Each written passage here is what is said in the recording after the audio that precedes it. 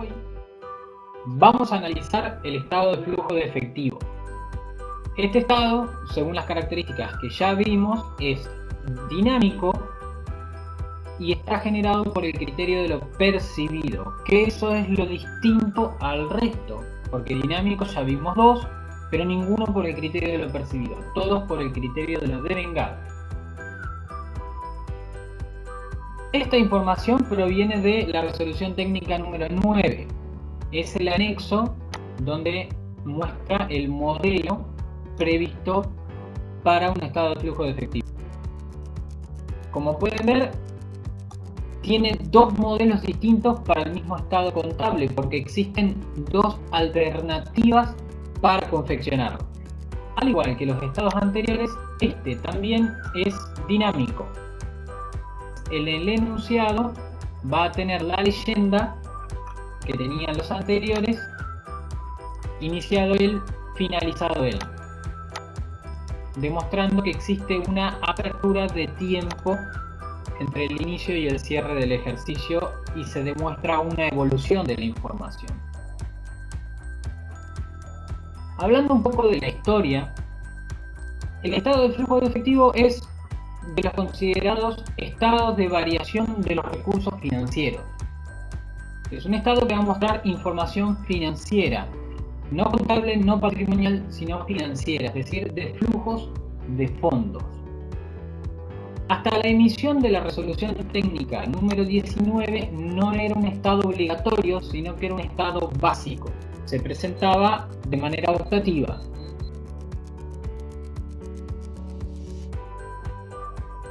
Pero existían entes que estaban obligados a emitir el estado de flujo de efectivo, que en esa época no se llamaba de esa manera, sino que había dos alternativas de emisión.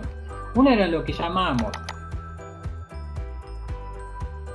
estado de variaciones en el capital corriente, esa es una de las denominaciones que podía tomar, y si no, esta otra denominación que era la más conocida, que es el estado de origen y aplicación de fondos. Estas dos eran las alternativas que existían a la hora de emitir el estado de flujo de efectivo. ¿Qué entidades estaban obligadas a emitir estos estados? Dos tipos de sociedades.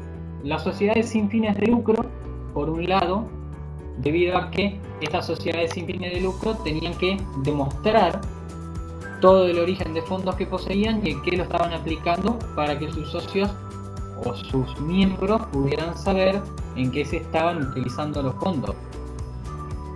Eran los enumerados en el artículo 299 de la Ley de Sociedades Comerciales, organismos de fiscalización estatal.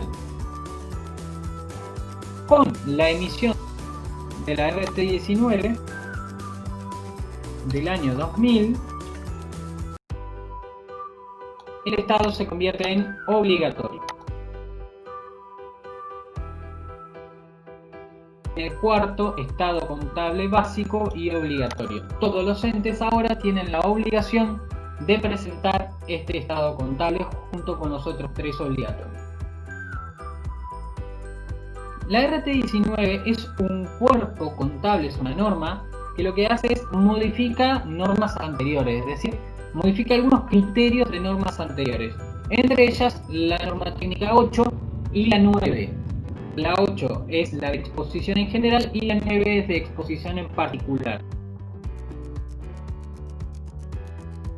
Analicemos la composición que tiene el estado de flujo de efectivo. Bien, lo primero que destaca del estado de flujo de efectivo es que está compuesto por dos grandes bloques. Hay dos grandes bloques que lo conforman. Uno se llama las variaciones del efectivo y el otro se llama las causas de las variaciones del efectivo. Como vemos, es un estado contable totalmente vertical y rígido que se puede presentar en forma comparativa, al igual que todos los estados anteriores que ya vimos. Analicemos qué es lo que dice la norma técnica respecto de estas variaciones. En el capítulo 6 de la RT8 enuncia lo que es el estado de flujo de efectivo. Este es uno de los apartados que se agregó en la RT 19. Y fíjense que dice: el Estado debe informar el efectivo y los equivalentes de efectivo. Dos términos distintos. Respecto al efectivo, el efectivo y a su vez los depósitos a la vista. Donde en los depósitos a la vista incluimos, por ejemplo, las cuentas corrientes en los bancos, el servicio de cuenta corriente a través del cual yo puedo hacer transferencias o emitir cheques. Equivalente de efectivo, los compromisos de corto plazo más inversiones u otros propósitos. Las inversiones que sean de muy corto plazo, como máximo 90 días o 3 meses, pueden ser considerados equivalentes de efectivo cuando se cumplan estas condiciones. Tiene que ser de alta liquidez, fácilmente convertible en efectivo, y la tercera es que tiene que estar sujeto a riesgos insignificantes de cambios en el valor. Tiene que ser una inversión que del inicio al cierre de la operatoria no cambie su valor, esté sujeta a riesgos. Entonces, la primera pauta que nos da este estado de flujo de efectivo, aparece la noción de efectivo y equivalente.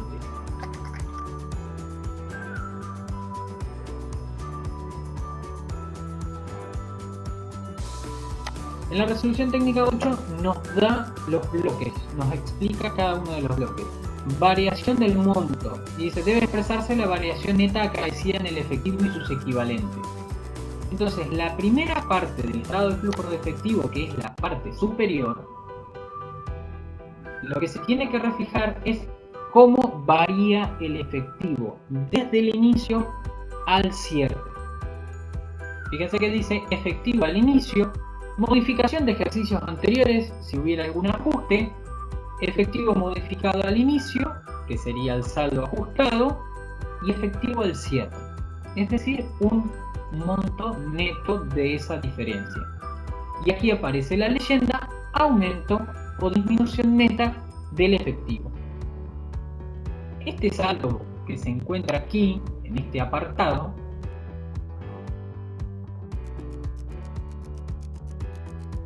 se tiene que volver a repetir en la parte inferior tras haber trabajado todo el estado.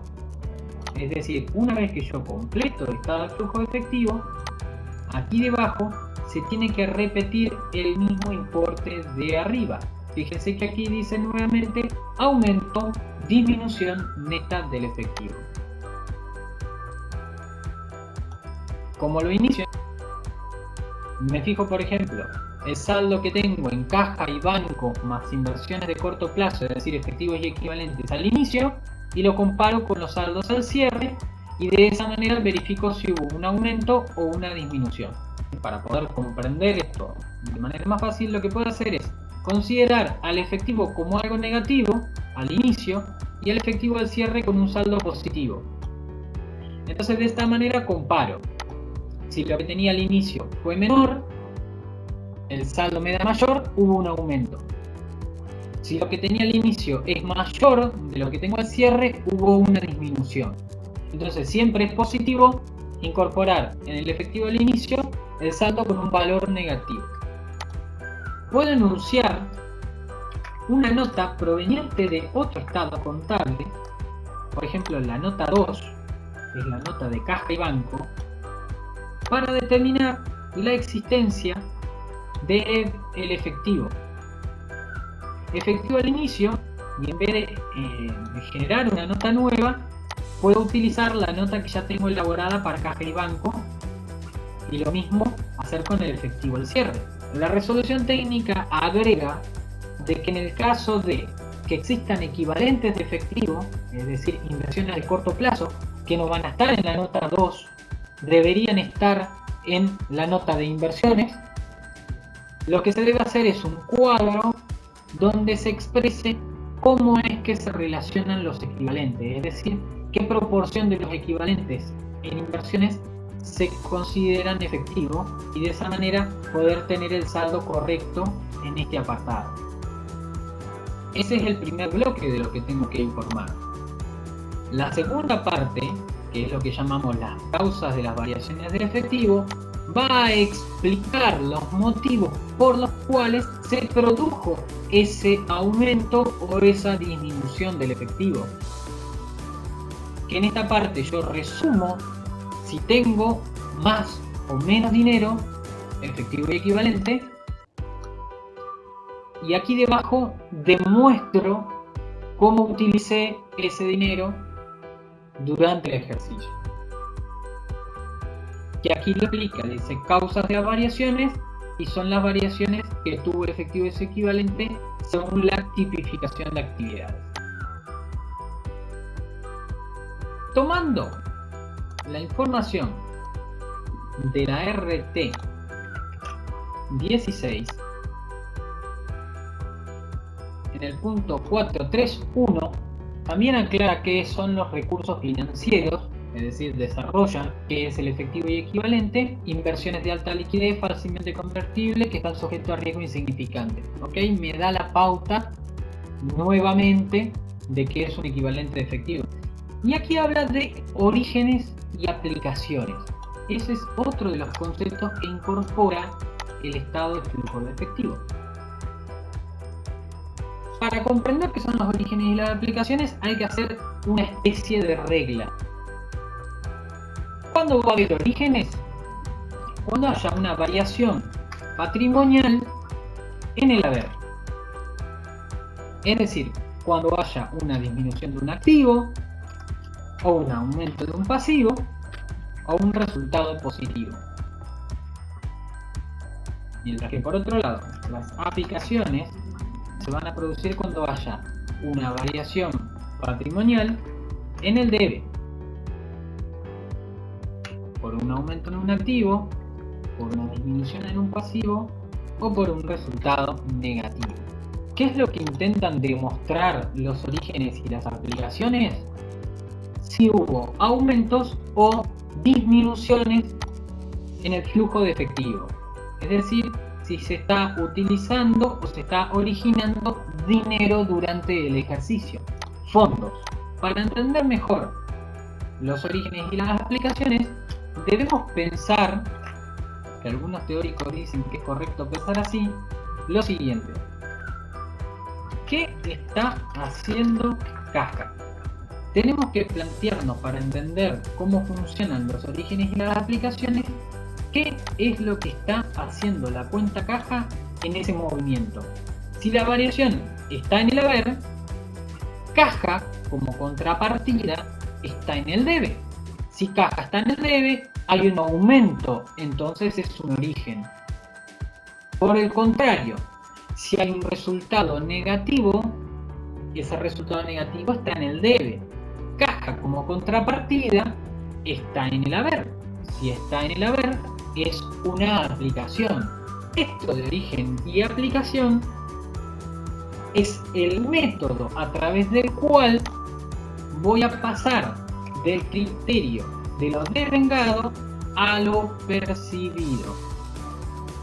Comprendiendo toda la información contable a través de las variaciones mediante orígenes y aplicaciones, voy a convertir la información de lo devengado a lo percibido. Entender la información contable ahora desde la perspectiva de si se están realizando los pagos o se están practicando las cobranzas. Orígenes van a ser cobranzas, van a ser entendidos como cobranzas, independientemente de que la contracuenta no sea caja.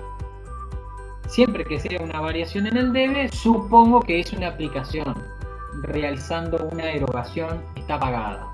La información que va a ir desarrollada en cada una de estas actividades van a ser los saldos que estén en las cuentas que den orígenes y aplicación. Y de la diferencia entre todos los orígenes y todas las aplicaciones del ejercicio tiene que surgir lo que llamamos el aumento o la disminución del efectivo. El primer esquema que tenemos que romper de los estados anteriores es que criterios como lo de vengado, los resultados por tenencia, los ajustes por inflación desaparecen para el estado de flujo efectivo porque no son equivalentes a movimientos de dinero. En el punto A3 de la resolución técnica número 8 voy a encontrar en el A3, 1, 2 y 3 cada una de las actividades. Aquí se explican que hay tres tipos de actividades. Actividades operativas, que son las primeras que aparecen. Tengo las actividades de inversión y las de financiación. Ese es el orden que debo respetar. Como es un estado vertical que se lee de arriba hacia abajo, lo primero que nos aparece son las actividades operativas, es decir, las fuentes generadoras de ingreso provenientes de la actividad principal del ente. De estas actividades operativas vamos a obtener un subtotal que nos va a determinar si el ente está generando ingresos o flujos de fondo que provengan de su actividad principal. Ahora, si el flujo efectivo es muy grande, quiere decir que es una empresa muy rentable también. En segundo término, tengo las actividades de inversión, que son todas aquellas capitalizaciones de fondos que se realizan en activos de largo plazo. Por ejemplo, bienes de uso, propiedades de inversión, activos intangibles, es decir, son todas las aplicaciones de fondos que el ente realiza con el propósito de obtener ingresos futuros de esas inversiones que realizó. Si el ente está invirtiendo mucho, es decir, tiene mucha actividad de inversión, es posible que en los próximos ejercicios parte de esa inversión se empiece a recuperar en flujos de fondos. Y por último, tengo las actividades de financiación, que son todas aquellas actividades donde está involucrado el ente con el propósito de la obtención de fondos de terceros, sean socios o prestamistas terceros. Por ejemplo, un banco, una casa de crédito, el Estado, ¿bien? Alguien que esté financiando al ente. Todos los pagos relacionados con la financiación van a estar involucrados en este punto. Cada cuenta que yo tenga dentro de mi composición patrimonial, yo la voy a poder distribuir en cada una de estas actividades. Además de la distribución que yo ya había hecho en los demás estados, ahora tengo que hacer una nueva clasificación que hacen base a estas tres actividades operativas, de inversión o de financiación. La norma técnica expresa que es posible elementos como los intereses, los dividendos o el impuesto a las ganancias se puede distribuir dependiendo de cada una de las actividades. Entonces, por ejemplo, yo puedo tener intereses generados por actividades de inversión, de financiación u operativas.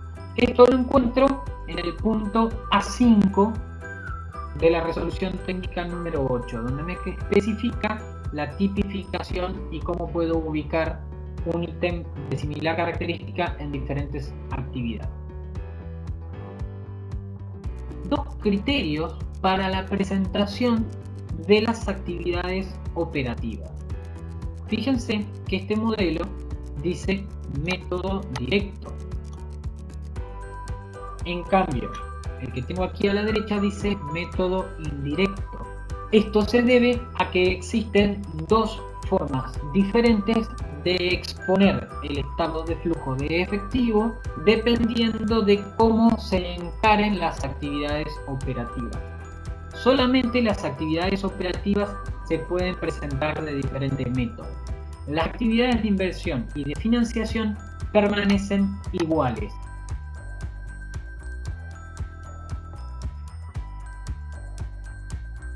Hago una aclaración. Existen dos métodos para exponer el estado de flujo de efectivo, pero no quiere decir que los dos sean obligatorios. El ente debe optar por uno u otro dependiendo de la información que tenga disponible para la confección. Vamos a analizar cuáles son las diferencias de presentar las actividades por el método directo o por el método indirecto. La resolución técnica también en el punto A3 expresa claramente cómo se diferencia un método de otro, enunciando que el método directo es el más apropiado porque presenta la información de manera más clara para un lector que no tenga una base contable, mientras que el método indirecto es más rápido de elaborar pero es más difícil de comprender para un usuario de la información contable que no tenga cierta base de conocimiento. Dentro de las actividades operativas, entonces, se va a enunciar todas las cobranzas y todos los pagos realizados en el ejercicio, ordenado de la siguiente manera. Primero, reconociendo todos los cobros que se realizaron por la venta o la prestación del servicio, y después cada uno de los pagos por separado. Pago a los proveedores de bienes y servicios. Esto es muy similar a lo que sería venta menos costo, pero ahora desde el criterio de lo percibido, es decir, lo que efectivamente cobré y lo que efectivamente pagué de esas operaciones. Luego tenemos el pago al personal y las cargas sociales, donde involucro todas las operaciones relacionadas con sueldos. Y luego tengo pago de otros impuestos, pagos de intereses, pago del impuesto a las ganancias, cobro de dividendos, cobros de intereses. Estos intereses, recuerden, son intereses operativos. Y aquí también puedo ir enunciando, por ejemplo, el efectivo generado por el IVA, puedo enunciar pago de otros impuestos, también tengo pago de otros gastos. La estructura del estado de flujo de efectivo es una de las más libres a la hora de confeccionarlo. Lo normal es respetar por lo menos los 3 primeros ítems, es decir, cobro por ventas, pago a proveedores por compras y pago al personal y cargas sociales. Los que siguen debajo se pueden estructurar de cualquier manera. Normalmente, después de pago al personal, relacionamos todos los impositivos. Entonces, por ejemplo, ponemos efectivo generado por el IVA, pago del impuesto a las ganancias, pago de otros impuestos. Luego ponemos pagos de intereses, cobros y pagos de dividendos y pagos de otros gastos. Lo ponemos al final, englobando la mayoría de operaciones. Debajo de toda esta composición, los orígenes y las aplicaciones de cada una de las cuentas, acompañando cada una de estas cuentas, voy a poner la nota y el número. Y si ustedes recuerdan, tengo que respetar el orden del último estado contable confeccionado anteriormente, que era el estado de evolución del patrimonio neto. Debajo de todo esto, tengo un subtotal.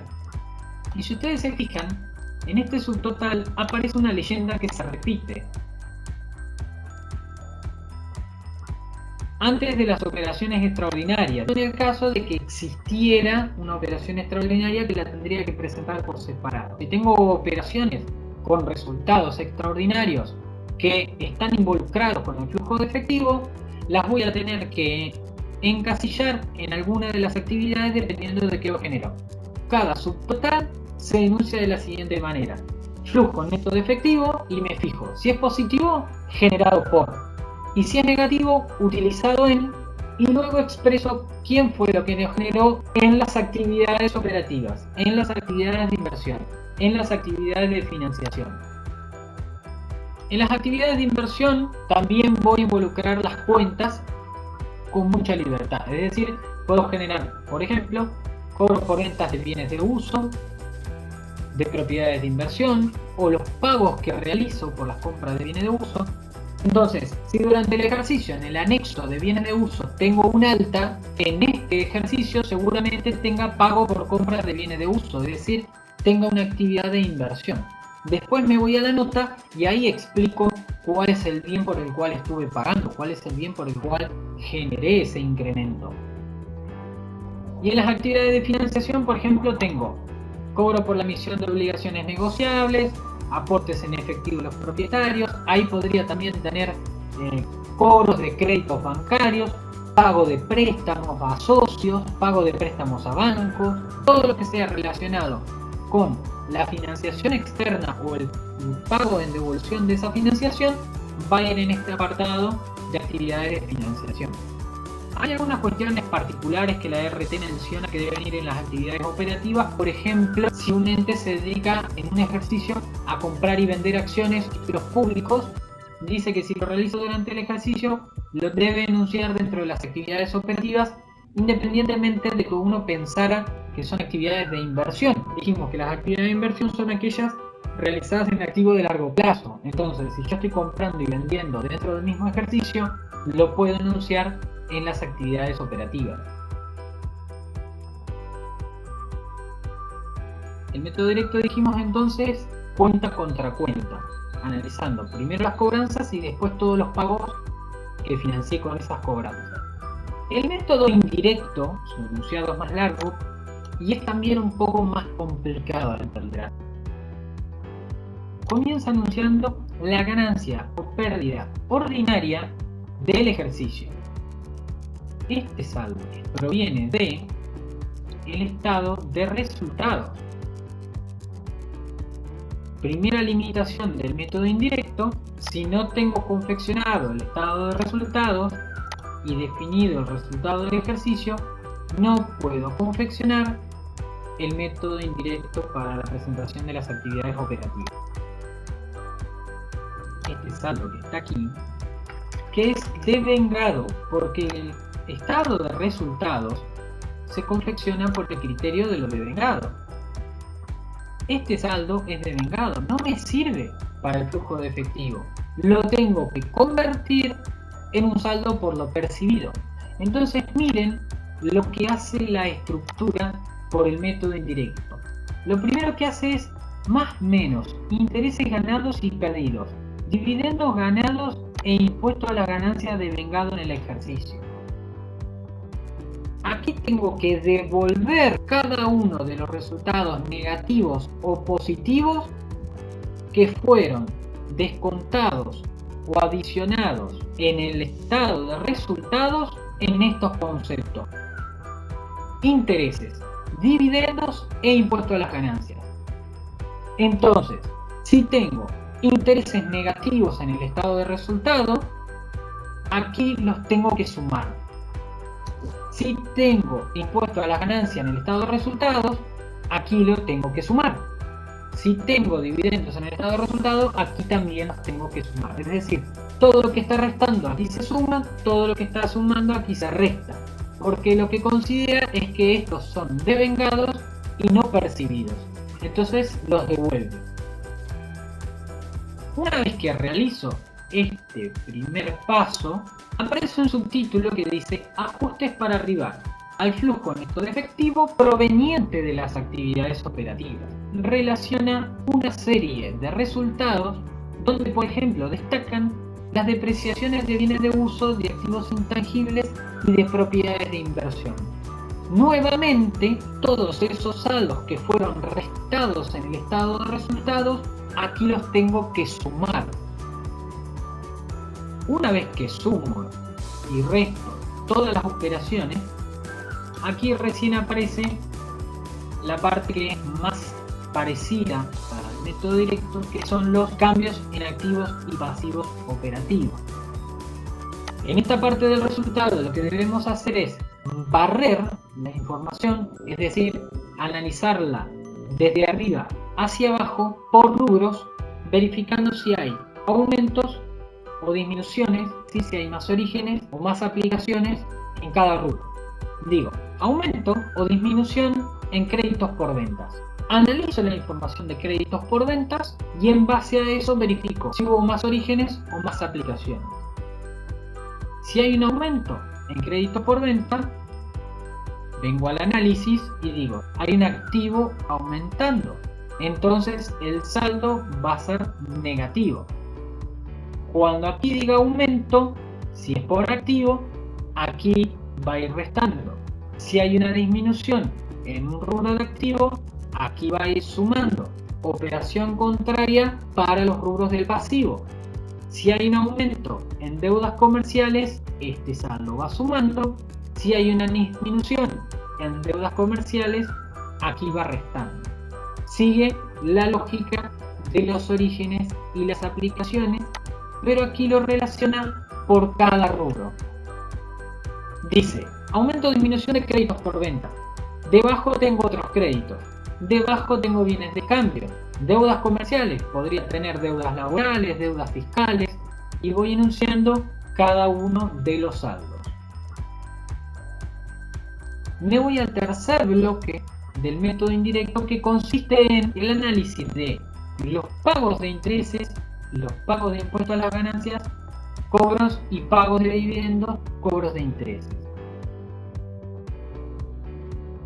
Esta parte de aquí es muy similar a esta parte de acá. Aquí dice más menos intereses, dividendos e impuestos a las ganancias. Y acá dice pago de intereses, dividendos y el impuesto a las ganancias. ¿Qué diferencia hay entre uno y otro? Es que en esta parte del análisis solicita que la información venga por el criterio de lo devengado. En cambio, esta parte de aquí abajo es por lo percibido. Aquí arriba solamente voy a relacionar las cuentas del estado de resultado, mientras que en esta parte inferior voy a relacionar cuentas de activo, pasivo y resultado que me demuestren si realmente se cobró o se pagó en base a esos conceptos. Parece que se repite la información arriba y abajo y sin embargo no. Arriba es lo que se devengó, independientemente de que se haya pagado o no, y debajo es realmente lo que se cobró o se pagó. Hasta esta parte se trabaja puramente con el estado de resultados.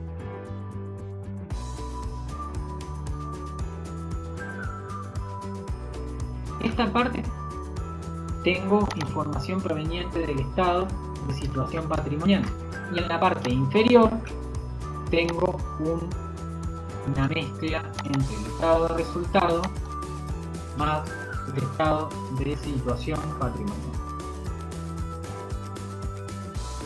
Aquí aparece una de las grandes diferencias y complejidades que tiene el estado de flujo de efectivo, que es la presentación por el método indirecto.